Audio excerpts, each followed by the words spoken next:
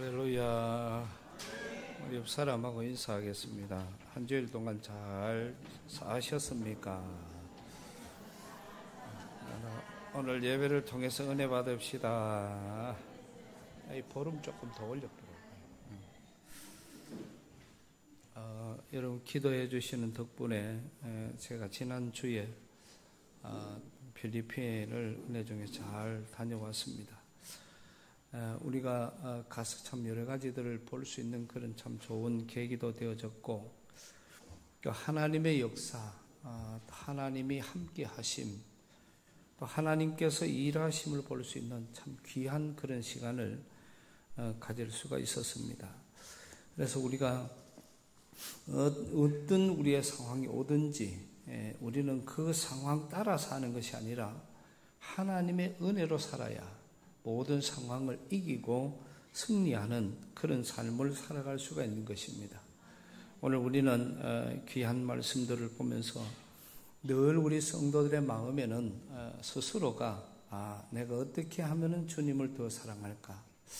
어떻게 하면 내가 주님을 더 가까이 할까? 이런 마음들이 우리의 마음에서 늘 중심에 있어야 되고, 우리 사람들의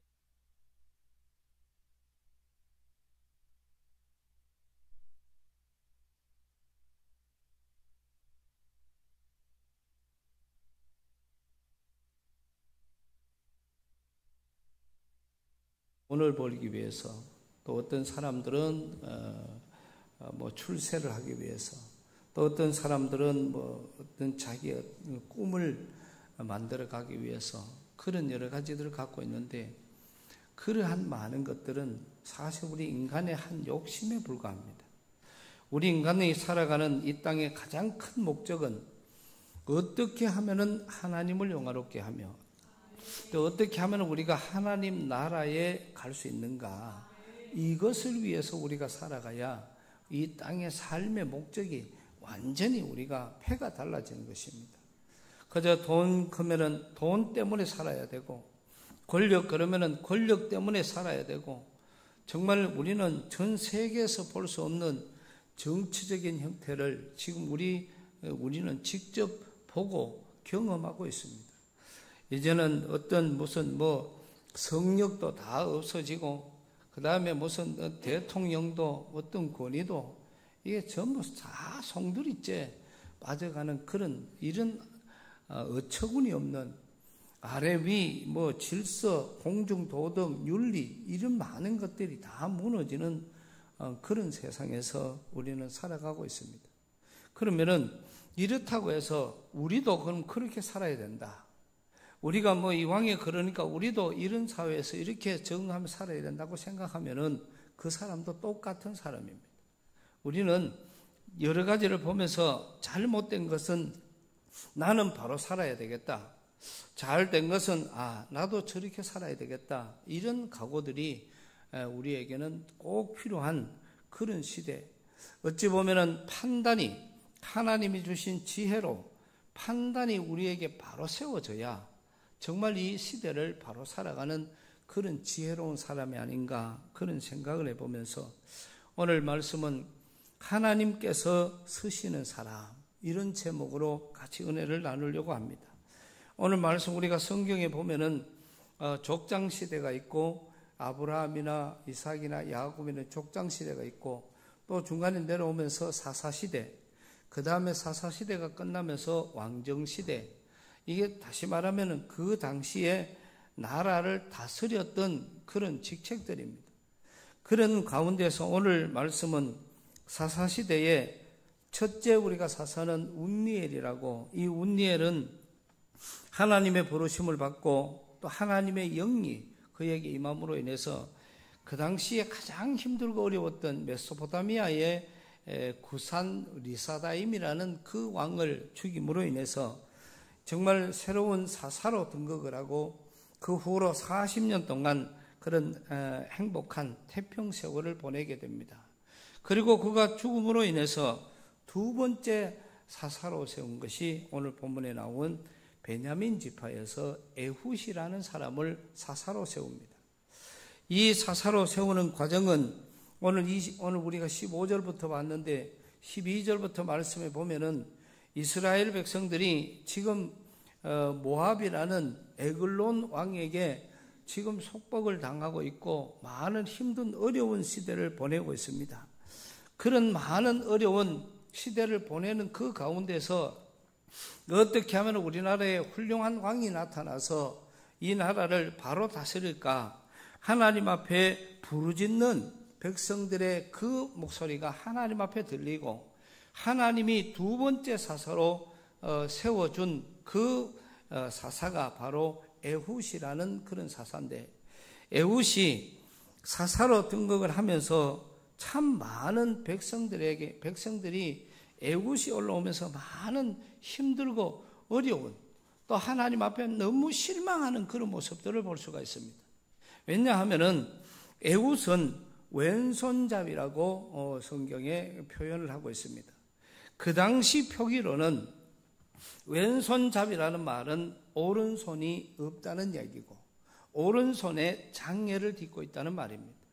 모든 신학자들이 다 이렇게 아무리 연구를 해도 그 당시에 왼손잡이라고 칭을 할 수밖에 없었던 것은 오른손이 없거나 아니면 심한 장애로 인해서 오른손을 쓸 수 없는 사람을 왼손잡이라고 그렇게 표현을 합니다. 그리고 오늘 성경에 보면은 16절에 가서는 에훗의 길이가 한 규빗 되는 좌우의 날선 검, 이렇게 이야기를 하고 있는데, 이런 것들은 우리가 성경을 봐가지고는 잘 몰라요. 그래서 우리는 일단 에훗이 이렇게 사사로 하나님의 임명을 받으니까 백성들은 생각할 때에, 이제 하나님이 두 번째 사사는 누구로 하나님이 정해 주실까? 그러면서 그 당시에 가장 키도 크고 가장 강하고 가장 용감하고 가장 지혜로운 그런 사람들을 아마 하나님께서 우리에게 사사로 임명해 주지 않겠나, 이런 생각을 하고 있었는데, 지금 막상 임명해 준 사람을 보니까 이 오른손이 장애를 딛고 있는 사람이고, 또 그 당시에 14명의 사사들 중에서 어찌 보면은 가장 부족했던 사람 하나가 바로 이 에훗이라는 그런 사사였습니다. 에훗을 모아는 사람들은 반기기는커녕 오히려 에훗이 사사가 되면서부터 백성들은 더 힘들고 어려운, 오히려 하나님 앞에 더 원망이 서는 그러한 삶으로 이어지는 이런 모습들을 우리가 볼 수가 있는데요. 그 에훗이 사사가 되어 있을 때 이 이스라엘이 모압이라는 그 나라의 에글론 왕이라는 사람을 섬기고 있었고, 또 속국이니까 몇 년마다 곡물을 가지고 가서 세금을 내었던 것입니다. 그런데 그 곡물을 가져가는 그때에 이제는 자기가 대표가 되니까 모압 왕 에글론을 만나러 찾아가는 그런 과정이 오늘 본문에 나와 있는 말씀입니다. 그 찾아가는 과정 속에서 보면은 오늘 이 에글론에게 곡물을 바칠 때에 에훗이 길이가 한 규빗 되는 좌우의 날선 칼을 만들어 그 오른쪽 허벅지 오속에 차고, 이렇게 말씀을 하고 있습니다. 한 규빗이라는 말은 관주가 되어 있는데, 관주를 볼 줄 아는 사람은 그 1로 나와 있으니까 그 밑에 보면은 나와 있는데, 이것이 우리말로 표기를 하면 35cm 되는 칼입니다. 그래서 35cm 되는 칼을 왼손잡이니까 오른쪽 허벅지에다가 그것을 차고 현장에를 가는 것입니다. 결국 가서 곡물을 다 바치고 난 다음에 이제 일행이 곡물을 바친 후에는 왕에게 절을 하고 나왔습니다. 그 나와서 나가는 과정에 보면은 오늘 19절에 가서 보면은 자기는 길갈 근처 돌 뜨는 곳에서부터 돌아와서, 이렇게 이야기를 합니다. 이 말은 돌 뜨는 곳이다. 이게 우리가 잘 이해가 잘 안 돼요. 좋게 우리말로 표현하면 지경, 다시 말하면 경계, 다시 말하면 이런 과정을, 그래서 돌 뜨는 것이라는 것은 이스라엘 그 모압의 경계를 딱 지난, 그래서 막 모압의 경계를 지나서 이스라엘로 접어드는 과정, 고기를 돌 뜨는 곳이라고 그렇게 표현을 해놓은 것입니다. 그래서 고기를 지나서 다시 거기에서 작전을 펴는 겁니다. 내가 다시 돌아가서 왕을 만나야 된다. 이제 곡물은 다 주고 그렇게 왔으니까. 그래서 다시 돌아가야 된다. 그래서 왕을 만나러 다시 돌아갑니다. 다시 돌아가서 내가 왕을 만나러 왔다. 이러니까 많은 신하들이 그 왕을 쉽게 만날 수 있는 게 아니잖아요. 그런데 왕이 하는 말입니다. 가만히 있어라. 조용히 해라. 그러니까 신하들이 봐도 왕이 봐도 오른손이 없으니까 저는 왼손잡이니까 들어와도 아무리 들어와도 아마 왕에게 무슨 해가 되겠나. 아무런 그런 그 어떤 경계심이 없이 왕을 1대1로 만날 수 있도록 만들어 주었습니다.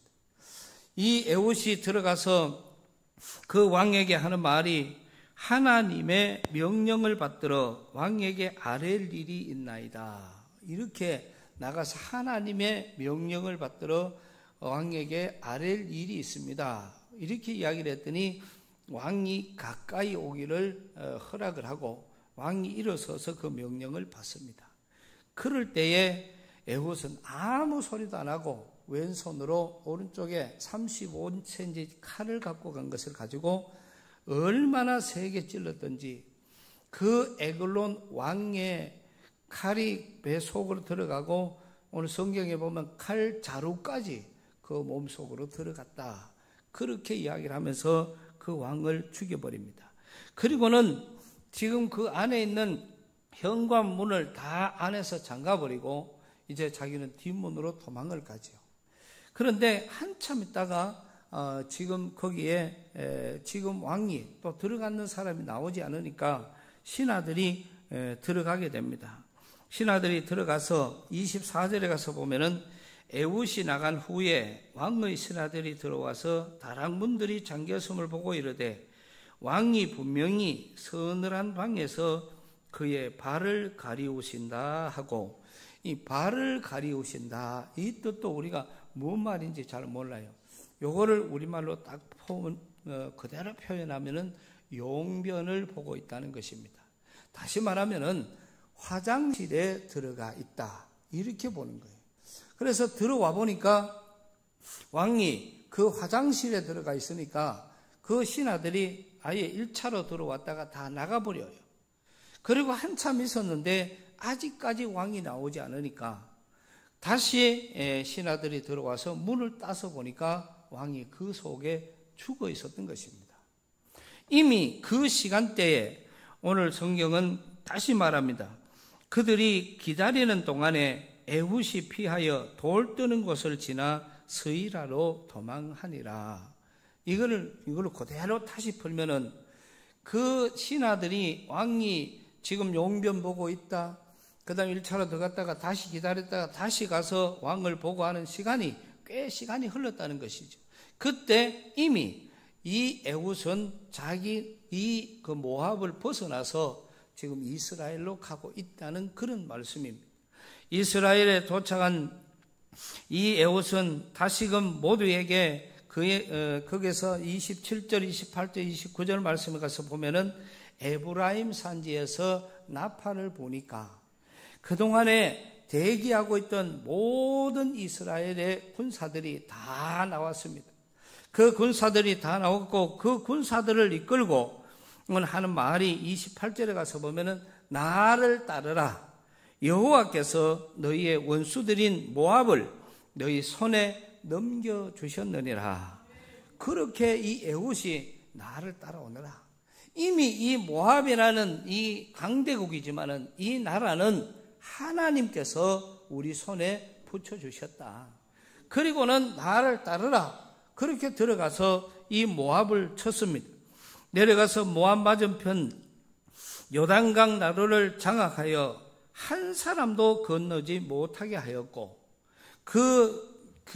이 전쟁을 하기 위해서는, 치기 위해서는 그리를 건너와야 되는데, 거기를 장악하고 있으니까, 29절에 와서 보면은, 그때에 모압 사람 1만 명을 죽였으니, 모두가 장사고, 용사고, 또 한 사람도 거기를 도망하지를 못했다. 다시 말하면 오늘 이 에훗의 이 용맹함, 지금 오른쪽에 장애를 딛고 있어도 왼손으로 세워진 사이지만은 그가 오히려 오른손, 왼손 아니라 손발이 몇 개가 있는 사람보다도 더 용감하게 나가서 모압 왕을 죽였고 또 모압 군사를 자기 군사를 데리고 가서 모압의 용사, 모압의 군사들 그 용맹스러운 장사요 용사들인 그들을 그날 죽인 사람만 1만 명이 넘었다는 사실입니다.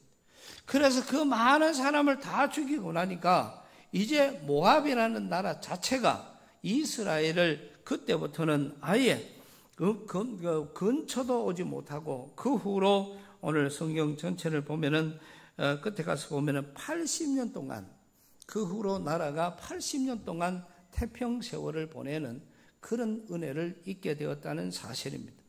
오늘 우리는 이런 말씀 속에서 여러 가지들을 우리가 생각을 해보는 것입니다. 우리는 생각하기를 하나님께서는 왕으로 세울 때에 아니면은 족장으로 세울 때에 아니면은 사사로 세울 때에 그럼 우리가 봐도 그렇잖아요. 아브라함이 무슨 자격이 있어서 족장이 되었으며 또 베드로가 어떠한 자격을 갖추어서 예수님의 수제자가 되었으며 그 외에도 성경 전체를 다 봐도 어떤 조건이나 어떤 자격이나 아니면은 어떤 특별한 그 사람의 어떤 모습이 그 왕으로 될 만하고 사사가 될 만하고 선지자가 될 만하고 또 무슨 어떤 지금으로 말하면 목사가 될 만한 그런 조건이나 자격이나 이런 것이 아무것도 없었다는 사실입니다. 일대 사사였던 운니엘은 자기가 부족함을 토로할 때에 하나님께서 하나님의 영이 너에게 임하시고 그리고 하나님의 영으로 귀한 일들을 감당을 했고요. 한 사울이 하나님께서 너를 초대 왕으로 세웠다고 얘기할 때에 그 사울 스스로가 나는 베냐민 지파요 기스의 아들이요 내가 약하고 약한 집안의 아들인 내가 무슨 자격으로 왕이 되겠습니까? 이렇게 이야기했을 때 하나님의 음성은 사무엘을 통해서 하나님의 영이 너에게 임하시나 그 일로 인해서 사울은 정말 나가는 전쟁마다 또 이기는 모든 전쟁 속에 하나님이 그에게 승리와 은혜와 복을 더하신 것을 우리는 잘 알고 있습니다. 우리는 우리에게 주어져 있는 많은 사람들 속에서도 정말 어릴 때 너무 심한 고열로 인해서 정말 열이 너무너무 나니까 그 열을 달래기 위해서 하나님 앞에 기도하고 그 엄마 아버지가 그 자녀 때문에 병원에 가고 그렇게 해서 며칠 만에 그 아기가 그 고열에서 내리고 겨우 살아나게 되었습니다. 많은 기도를 부탁하고 정말 동무서주하며 다니면서 우리 딸을 고쳐달라고 또 하나님 앞에 기도해달라고 그리고 하나님 앞에 직접 기도하고 그렇게 해서 병원에 갔더니 그 아이가 나았습니다. 나았는데 집에 와서 보니까 이상한 현상이 벌어집니다. 그때부터 이제 막 두 돌이 지난 다음부터 귀가 어두워서 이제는 듣지를 못하는 거예요.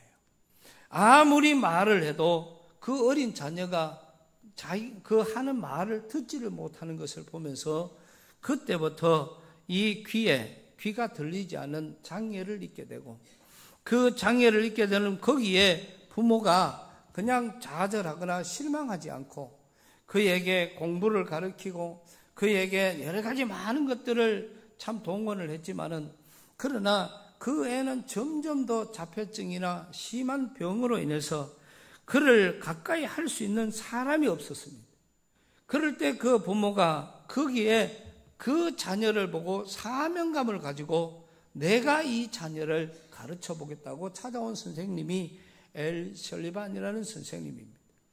바로 그 눈이 멀어서 귀가 멀어서 전혀 듣지 못하는 그런 이 장애를 갖고 있는 그 아이에게 바로 하나님께서는 엘 설리반이라는 선생님을 붙여서 그가 보지 못하는 그런 가운데 있는 그 아이를 하나님께서 그 선생님을 붙여주심으로 인해서 그가 공부를 하고 대학을 졸업하고 박사가 되고 교수가 되고 전 세계 수많은 사람들에게 놀라운 이런 모델로서의 그런 새로운 성공의 모델에 그런 큰 주역으로 자리매김했던 사람이 바로 헬렌 켈러라는 사람입니다.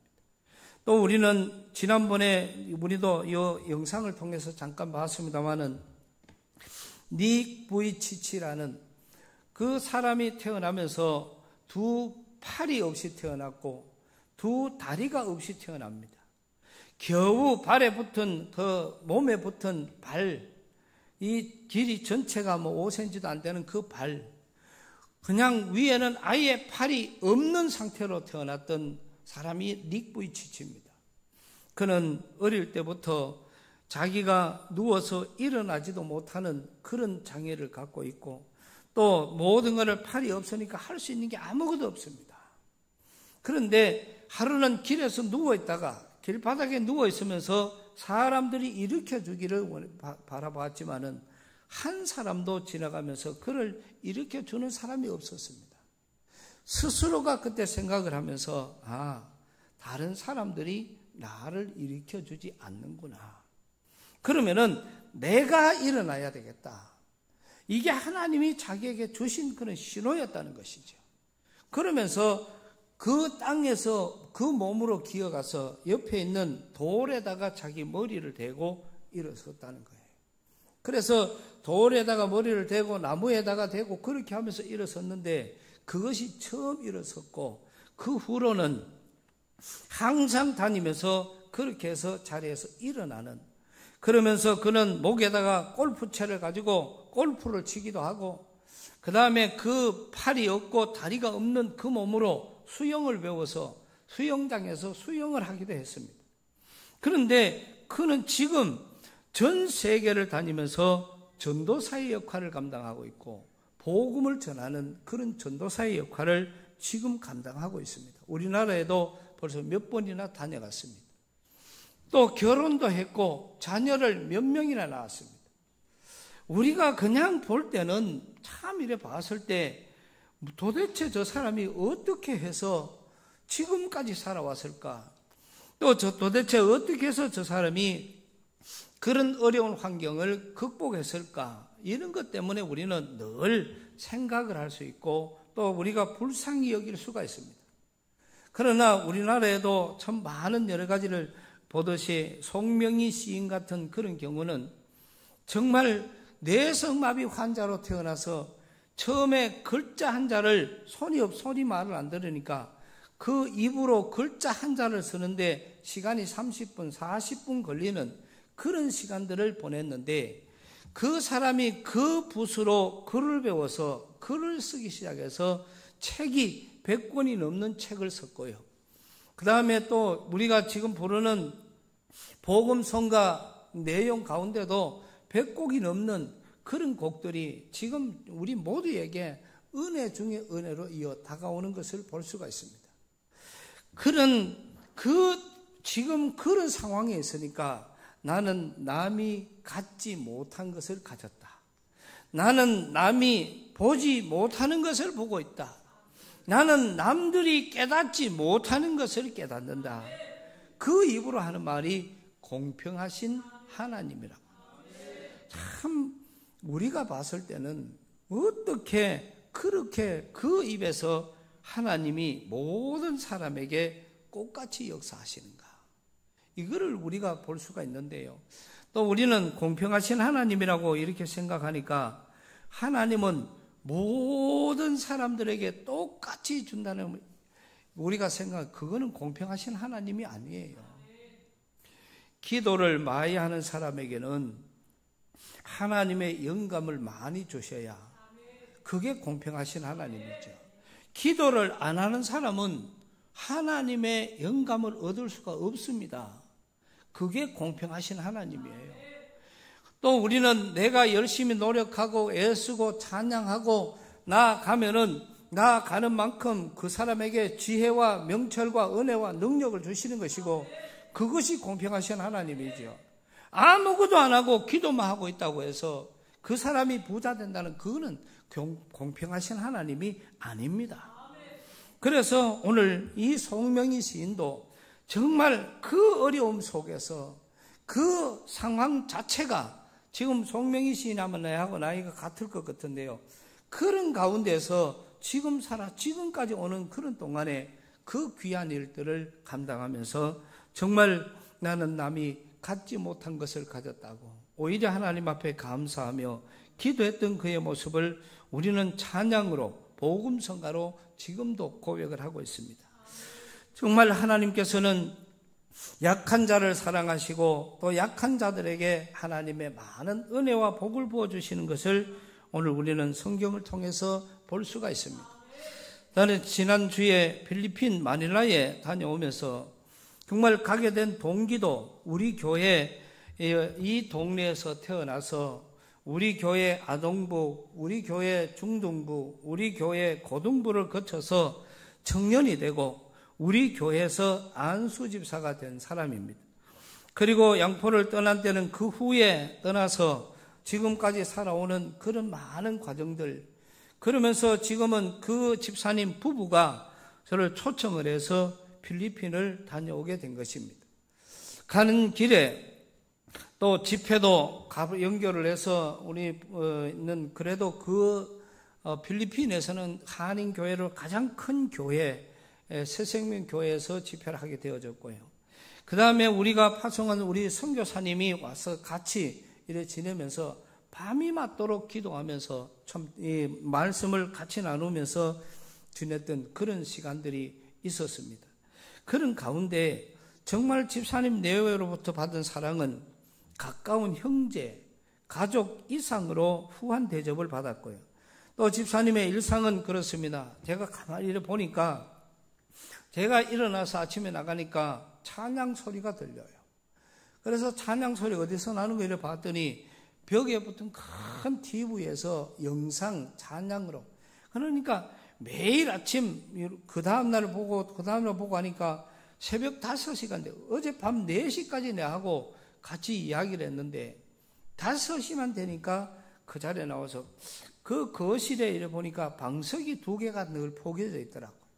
저 방석이 아무래도 저게 기도하는 방석인가 이런 생각을 했는데 아니나 다를까 그 다음날 새벽에 영상 틀어놓고 잠깐 화장실 갔다가 나가 보니까 그 방석에 꿇어 앉아서 하나님 앞에 얼마나 얼굴을 아마 하나님이 그 얼굴만 봐도 은혜를 주실 것 같더라고요. 그 표정으로 하나님 앞에 간절하게 기도하는 집사님의 모습을 봤습니다. 그 기도가 1시간쯤 끝나고 나면은 그때부터 하나님의 말씀을 놓고 큐티를 하기 시작을 하고 그 말씀에서 받은 큐티를 가지고 지금 카톡을 통해서 수많은 사람들에게 그 새벽에 본인이 받은 은혜를 전하는 거예요. 그러면은 그 많은 사람들이 거기에 한국 사람도 있고 그 필리핀 현지에 많은 사람들이 거기에 들어와서 거기에 댓글을 달아가면서 자기도 은혜를 받고 그런데 그 시간이 내가 보니까 뭐 그저 얼마 한 달이 됐나 2달이 그게 아니고 벌써 3년이 넘었어요. 그 동안에 하루도 안 빼고 매일 아침 그렇게 큐티를 하면서 그 하루를 맞습니다. 제가 아침 식사가 8시쯤 준비가 되어서 8시쯤 나가보니까 최고의 건강식으로 식탁이 준비되어져 있고 그 식사가 마치고 나면은 하루 일과가 시작되는데 이 집사의 하루 일과는 선교사님과 전화하고 선교사님을 만나고 선교지를 찾아가고 거기 가서 선교하고 또 쉼터라는 거기에 마약을 한 사람, 그 다음에 뭐 자살을 하려고 하는 사람, 그 다음에 실패한 사람, 어려운 사람, 그런 사람들을 모아서 이 쉼터를 운영하고 있는데 그 쉼터의 센터장이 되어서 그 안에는 회개가 되고 그렇게 해서 그 쉼터의 식구들에게 희망을 불어넣고 마약을 끊게 만들고 자살해서 다시금 살아갈 수 있도록 만드는 그런 일들을 감당을 하고 있고요. 거기에서 나온 사람이 이제는 취직까지도 다 시켜주면서 새로운 삶을 살고 몇 명은 거기에서 전체 사람이 다시 인간이 되어서 한국으로 돌아와서 직장 생활을 하고 있고 그 현지에서 또 직장 생활하고 있는 그런 사람들, 만나는 사람마다 교회 예수 믿어야 된다. 하나님이 성공이다. 그렇게 가서 뭐 사업을 하는데도 가면은 꼭 그래 하고, 무슨 가서 뭐 식당을 가도 그러고, 그냥 제 머리가 이게 이제까지 태어나서 제일 비싼 머리입니다.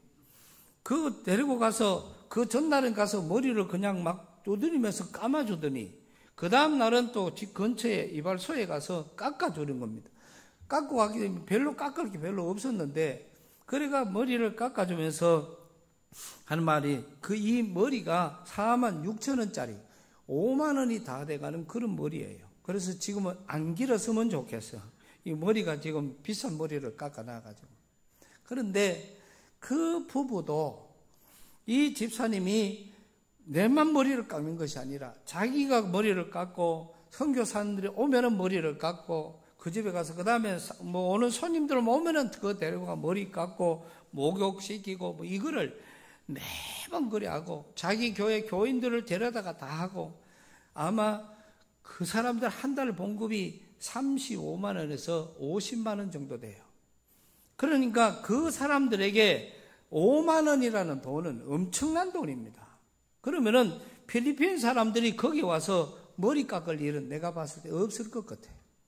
그러면 거의 내가 보니까 거의 손님을 이 집사가 반 이상을 데리고 가는 것 같아요. 그러니까 그 사람에게 그만큼 머리가 손님 데려가 해놓고 요번 주에 교회 가시더 그 주인이 교회 안 간다 소리를 교회 크면 막을 뛰는 사람인데 그래가 그 말을 듣고는 이번 주에 교회 갑시다. 이러니까 그 사장 내외가 교회를 안 갈 수 없는 그런 상황들. 여기에 가서도 그 사람하고 많은 손님들이 오는데 이번 주에 교회 한번 나오시오. 그러니까 그렇게 교회 와서 지금까지 다니고 있고 또 우리는 그 옛날에는 카지노를 하면서 거기에 힘들고 어려운 그 사람들이 형님 찾아오고 후배라고 찾아오는 사람을 자기 집에 게스트룸에 한 달씩 일주일씩 지극정성으로 보살피니까 마약을 하고 하는 사람들이 이게 되겠습니까? 그런데 그 지극정성으로 보살피니까 그 사람들이 회개하고 예수 믿고 마약을 끊고 또 새로운 사람으로 거듭나는 그 일을 지금도 계속해서 하고 있었다는 것입니다. 그래서 그 사실을 참 보면서 많은 것을 배우고 많은 것을 느끼고 그 상황 따라다니면서 저는 그냥 가만히 있어도 많은 것을 배울 수 있는 그런 계기가 되었습니다.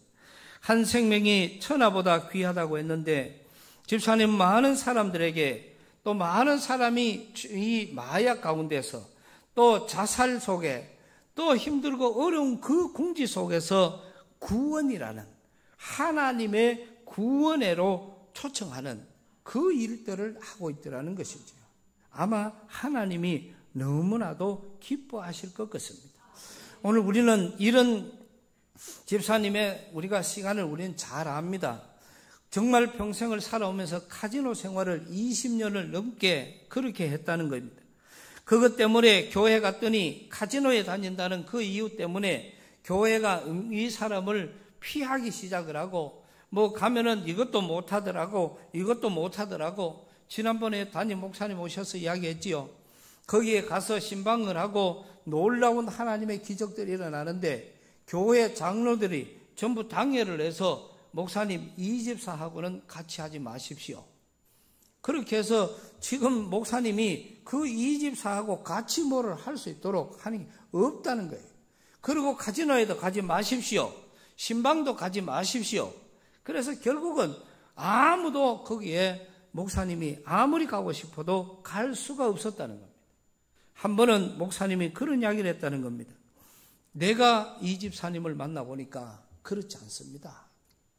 장로님들이 생각하는 그런 분이 아닙니다.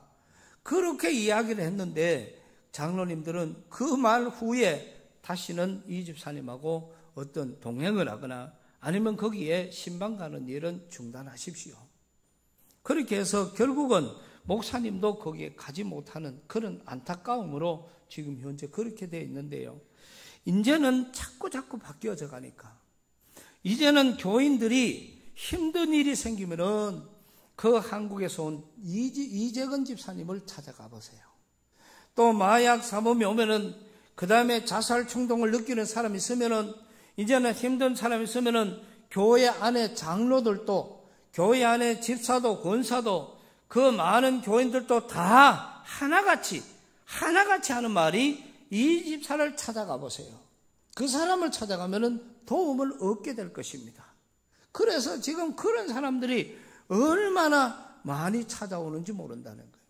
그 일을 하는 게 지금은 자기의 주업이 되어 있다는 그 이야기를 하면서, 이제는 교회가 인정을 해주고, 이제는 장로님들도 한 사람 한 사람 신뢰를 하고, 교인들이 자기를 신뢰를 하는 그 모습을 보면서 자기는 하나님 앞에 너무 감사하다, 그런 이야기를 하나님 앞에 기도하고 있는 그 모습, 제가 그걸 보면서 내내 행복했습니다.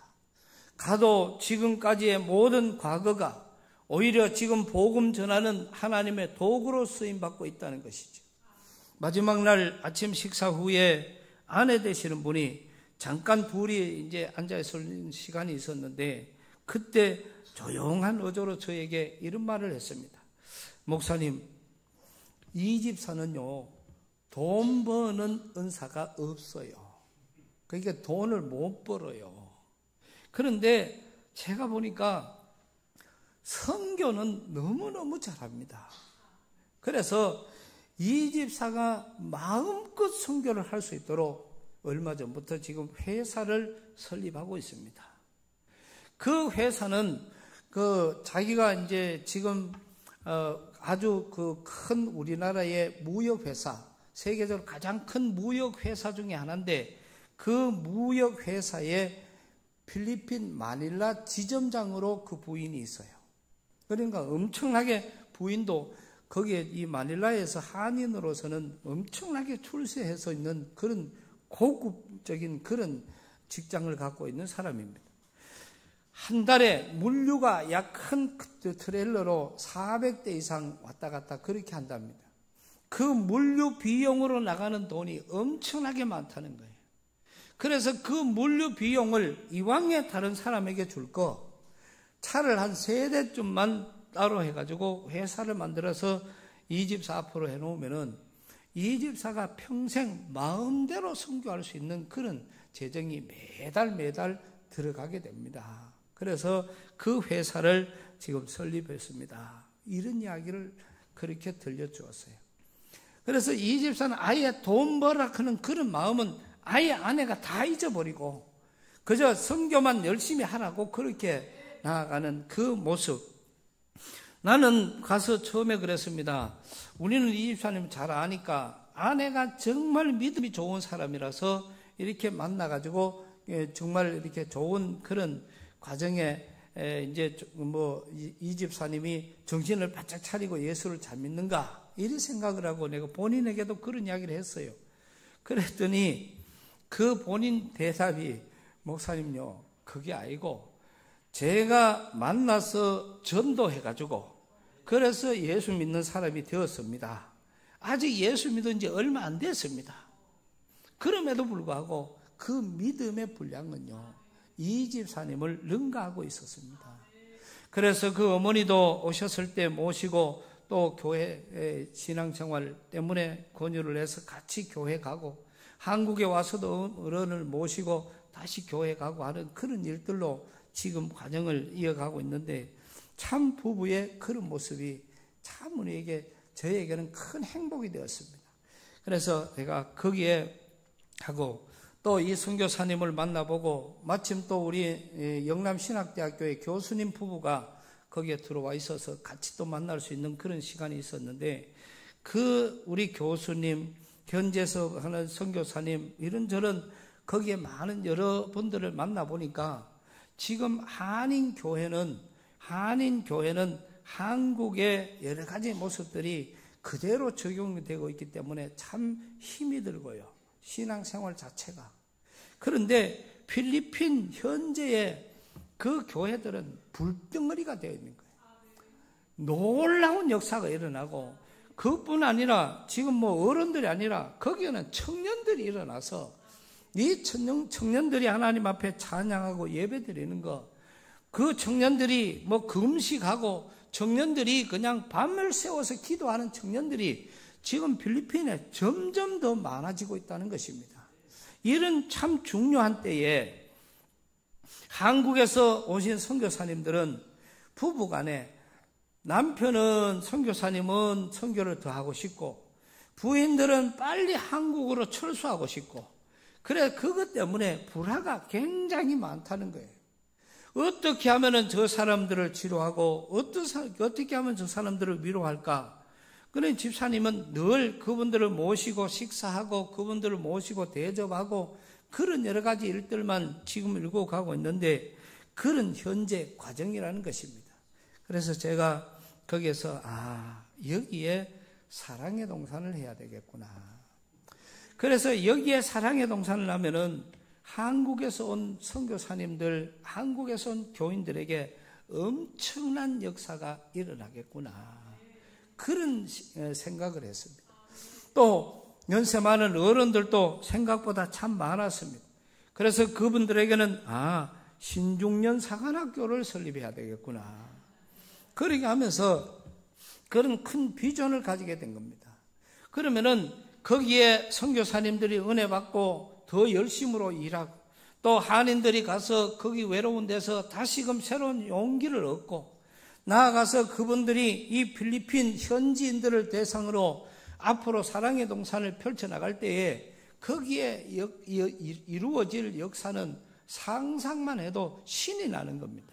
그래서 이런 일들이 이 현장에 일어나야 되겠구나. 그러면서 기도하고 그거를 의논하고 왔습니다. 그리고 그런 이야기를 하고 왔더니 와서 보니까 문자가 와 있습니다. 하영수 목사님 내외가, 목사님 요번에 영남 사랑의 동산이 언제 합니까? 그래가 18일부터입니다. 그랬더니 그 부부가 아무리 힘들어도 요번에는 와서 사랑의 동산을 받고 들어가겠다. 그런 이야기를 했습니다. 그러면은 이제는 이것이 거기에 사랑의 동산에 대한 새로운 하나의 포문이 열리는 것이고, 거기에 놀라운 하나님의 역사가 일어날 신호탄이 되는 것입니다. 작은 구름 한 점을 보고 하나님의 신호를 알았을 때에 그동안에 내리지 않았던 비가 내린 것처럼, 이런 작은 한 사람의 출발이 그 놀라운 역사는요, 많은 사람들로부터 일어나는 것이 아니라 작은 그런 것에서부터 일어나는 것을 우리는 볼 수가 있습니다. 그래서 저는 오면서 집사님에게 그런 이야기를 했습니다.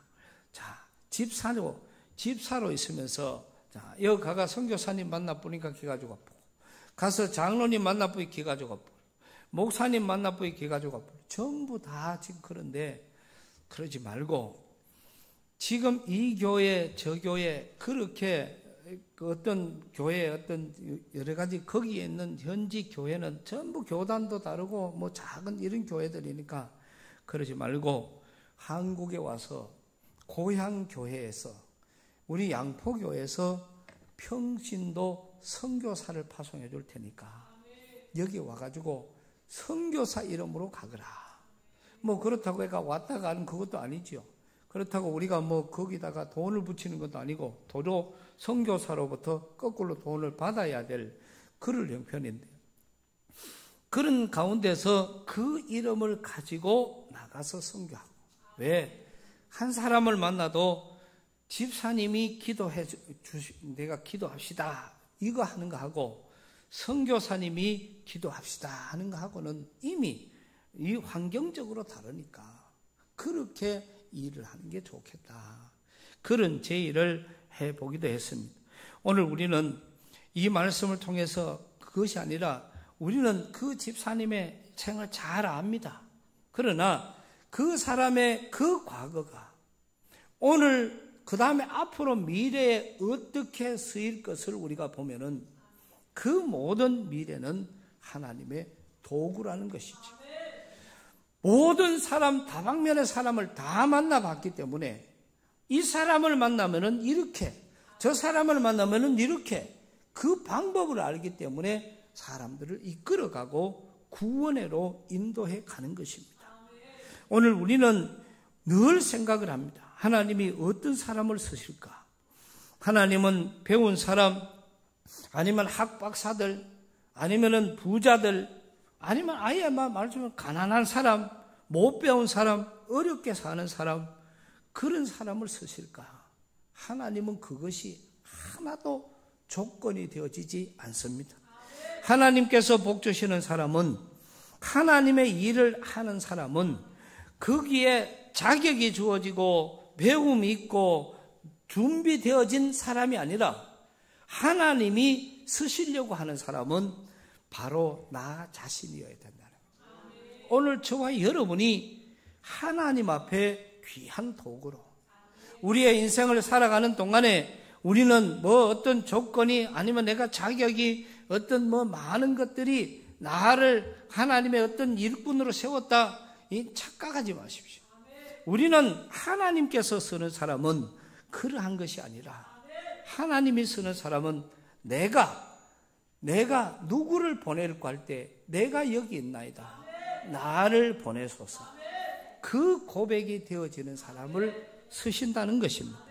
내가 나이가 많았기 때문에 이제는 할 수가 없다, 내가 또 이제는 돈이 없기 때문에 하나님의 일을 할 수 없다, 이것이 얼마나 교만한 일이고 얼마나 하나님 앞에 잘못된 일인가를 우리는 깨닫게 되어야 할 것이고, 그래서 하나님은 외적인 조건이 아니라 연약한 자를 들어서 강한 자를 부끄럽게 하시는 하나님이십니다. 오늘 우리가 건강이 좋지 않다고 해서, 아니면 내가 조건이 좋지 않다고 해서 하나님의 도구가 아니라, 오늘 에훗을 보세요. 당시에 에훗은 보통 사람 이하였습니다. 정말 힘들고 어려운 그런 과정이었습니다. 그러나 에훗이 에글론 왕을 찾아가서 죽일 만한 그런 당력에 당찬 사람이었습니다. 하나님은 그 도구를, 정말 그의 그 하나님을 향한 그 믿음을 보시고 에훗을 사용하셨다는 것이죠. 미국의 16대 대통령이 되었던 링컨도 마찬가지입니다. 그 당시에는 링컨이, 제가 봤을 때는 아직까지도 링컨이 미국 대통령들 중에서 가장 조건이 덜 좋은 사람 같아요. 생긴 것부터 시작해서 배운 것까지. 그러나 지금 전 세계가 아직도 제일 존경하는 인물로 링컨 대통령을 뽑을 만큼 그는 모든 것이 하나님의 은혜고 하나님의 은혜였기 때문에 남북전쟁도 이겼다고 그렇게 고백을 했던 그였기 때문에, 어릴 때 노예 시장에 가서 그 노예들이 뿔뿔이 흩어지는 거예요. 이 사람이 오더니 아버지를 사가가고, 이 사람이 오더니 아들을 사가가고, 이 사람이 오더니 엄마를 사가가고, 이 사람은 또 한 5 식구가 내 가정으로 짐승처럼 팔려가는 그거를 봤던 링컨이, 엄마, 우리가 저 사람들 다 사면 안 되느냐. 그리고 그때부터 내가 할 수가 있으면 저 식구들이 같이 살 수 있도록 해줘야 되는데, 그 단순한 링컨의 그 꿈을 하나님께서 사신 것입니다. 그리고 미국의 대통령으로 세우셨고, 대통령이 되자마자 제일 먼저 노예를 해방시키는 이런 역사를 이루었습니다. 오늘 저와 여러분들은 정말 에훗도 중요하지만 또 집사님의 삶이 지금 그렇게 변화되어 있지만, 저는 늘 느끼는 것은 부모의 기도가 자녀들에게 그토록 강하게 임하고 있는 것을 제가 아주 절실하게 느꼈습니다. 그의 어머니 되시는 우건사님은 우리 교회에 가장 기도의 모범이었고 가장 많은 기도를 드렸던 사람 중에 한 분입니다. 그 사람의 기도를 능가할 수 있는 사람이 없을 만큼 열심히 기도하셨던 분이에요. 그러니까 그 기도가 자녀들에게, 손자, 손녀들에게 그대로 이루어지는 것을 보면서, 이 어머니의 기도가 이렇구나. 그래서 마지막 날은 기도하면서 그 어머니의 기도가 이 현실에 이루어져 있음을 하나님 앞에 감사하다고, 그 기도가 계속 이어지기를 기도하고 왔습니다. 오늘 우리 모두는 이 말씀을 통해서 다시 한번 우리를 돌아보며, 특별한 조건이 아니라 하나님이 쓰시는 사람은 내가 주의 일을 하겠다는 사람이고, 하나님은 조건과 자격을 따져서 일을 맡기시는 것이 아니라 하고자 하는 자에게 맡기시는 것입니다. 그 믿음의 역사가 오늘 저와 여러분 모두에게 욕심으로 또 도전으로 새로운 은혜로 임하시기를 주님의 이름으로 축복합니다. 주님 은혜를 감사합니다. 오늘 허락하신 귀한 말씀을 받으며 우리 온 성도들 또한 하나님이 쓰시는 사람은 특별한 사람들이 아니라 이렇게 정말 하고자 하는 자에게 주의 일들이 이루어지는 것을 봅니다. 에훗을 들어 이스라엘을 구원시킨 주님, 너무나도 연약한 존재였지만은 그를 들어 하나님의 큰 역사를 이루었던 것처럼 오늘 이 자리에 주님 앞에 머리 숙여 기도하고 있는 우리 모두는 하나님 앞에 우리의 욕심으로 기도하는 이 욕심들을 하루속히 버리게 하시고 내가 주를 위해서 어떻게 해야 될지 하나님 나를 사용하여 주시기를 기도하는 그런 믿음으로 바뀌어져서 하나님께서 이 시대에 마음껏 사용할 수 있는 하나님의 백성들이 되도록 큰 은혜로 역사하여 주옵소서. 예수님 이름으로 기도드리옵나이다.